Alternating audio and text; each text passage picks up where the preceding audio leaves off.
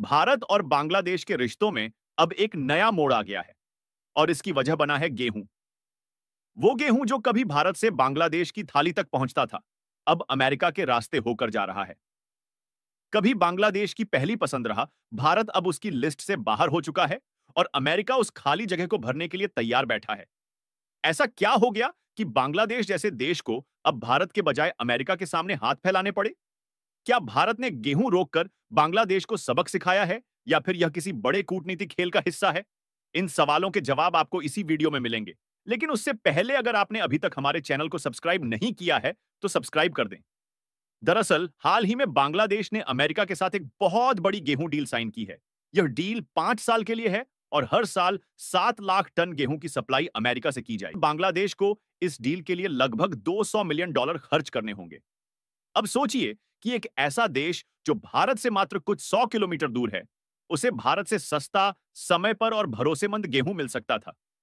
लेकिन अब वह गेहूं अमेरिका से मंगवाएगा, जो न केवल दूरी में दूर है, बल्कि कीमत में भी कई गुना महंगा है। यह फैसला क्यों लिया गया? जवाब है राजनीति और कूटनीति का गालमेल। 2022 की शुरुआत में जब रूस और यूक्रेन के बीच युद्ध शुरू हुआ था, तो उसका असर पूरी दुनिया पर पड़ा, खासकर फूड सप्लाई पर। भारत में भी उस समय मौसम की मार के कारण फसलें खराब हुईं और सरकार ने घरेलू कीमतें स्थिर रखने के लिए गेहूं के एक्सपोर्ट पर बैन लगा दिया। लेकिन भारत ने अपने कुछ खास पड़ोसियों को गवर्नमेंट टू गवर्नमेंट बेस पर गेहूं देने की छूट दी, जिसमें नेपाल, यूएई और बांग्लादेश भी शामिल थे। भारत का बांग्लादेश के साथ रिश्ता काफी पुराना और मजबूत रहा है। भारत ने 1771 की लड़ाई में बांग्लादेश की आजादी के लिए खून बहाया, लाखों शरणार्थियों को शरण दी और हर संकट की घड़ी में बांग्लादेश का साथ दिया। ऐसे में भारत के लिए बांग्लादेश को गेहूं देना कोई बड़ी बात नहीं थी। देखा जाए तो बांग्लादेश और भारत के रिश्ते पहले बहुत अच्छे थे।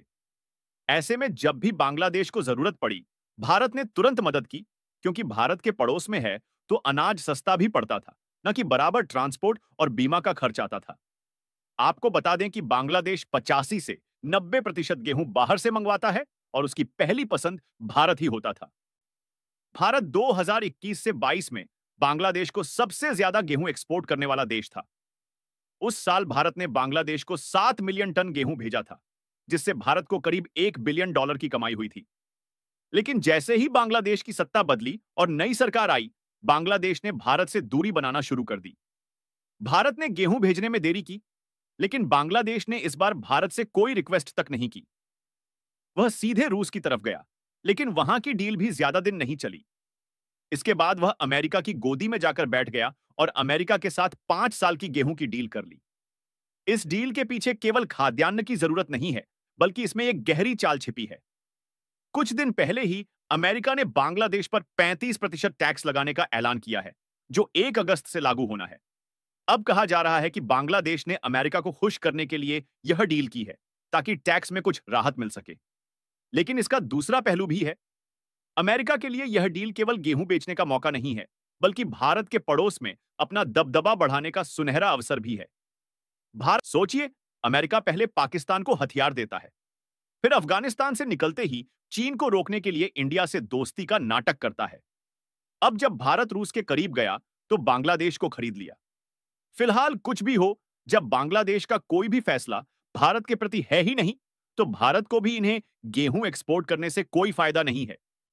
भारत ने गेहूं का एक्सपोर्ट इसलिए रोका था ताकि घरेलू बाजार में कीमतें ना बढ़ें और गरीबों को सस्ती दरों पर राशन मिलता रहे।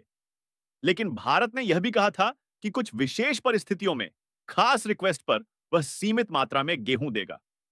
लेकिन बांग्लादेश की ओर से कोई रिक्वेस्ट ही नहीं आई और अब जब उन्होंने अमेरिका से डील कर ली है, तो साफ है कि वह भारत से गेहूं लेना ही नहीं चाहते थे। यह एक तरह से भारत को इग्नोर करने की रणनीति थी, जो अब खुलकर सामने आ गई है। भारत ने भी अब कड़ा रुख अपनाया है। सिर्फ गेहूं ही नहीं, बल्कि भारत ने बांग्लादेश को झटका देने के लिए कई और कदम उठाए हैं।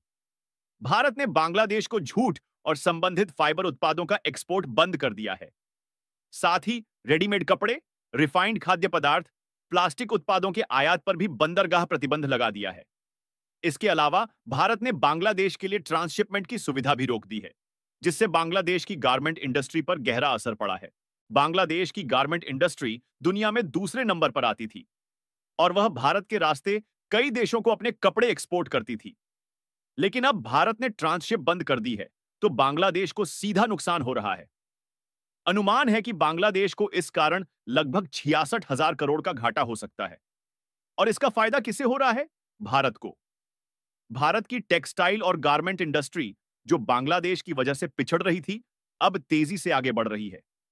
भारत दुनिया का छठवां सबसे बड़ा टेक्सटाइल एक्सपोर्टर है और अब जब बांग्लादेश मैदान से बाहर हो रहा है, तो भारत के पास एक बड़ा मौका है इस जगह को भरने का।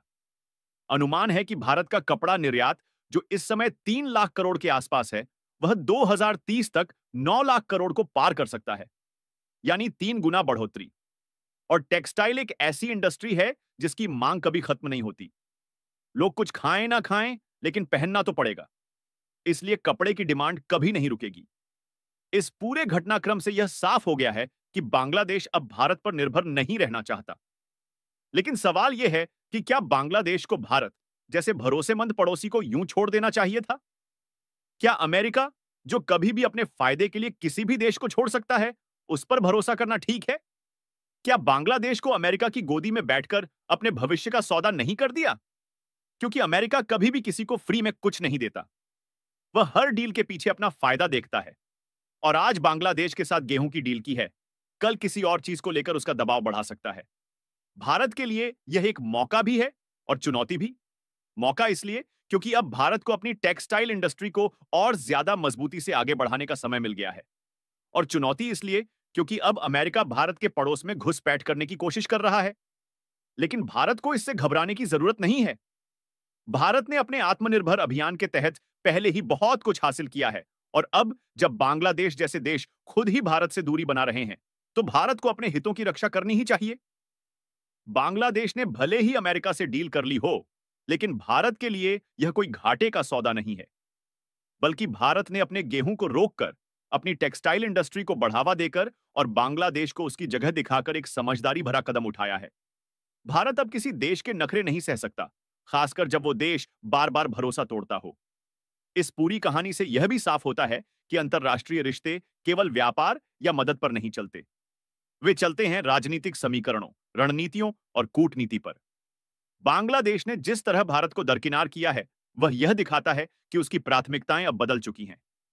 लेकिन भारत को इससे ज्यादा फर्क नहीं पड़ना चाहिए। भारत को चाहिए कि वह अपनी पॉलिसी पर टिका रहे और अपने हितों को प्राथमिकता दे। तो दोस्तों, अब फैसला आपके हाथ में है। क्या भारत ने गेहूं का एक्सपोर्ट रोककर सही किया? क्या भारत को बांग्लादेश को फिर से प्राथमिकता देनी चाहिए थी? या फिर भारत को इसी सख्ती से अपनी नीति को आगे बढ़ाना चाहिए?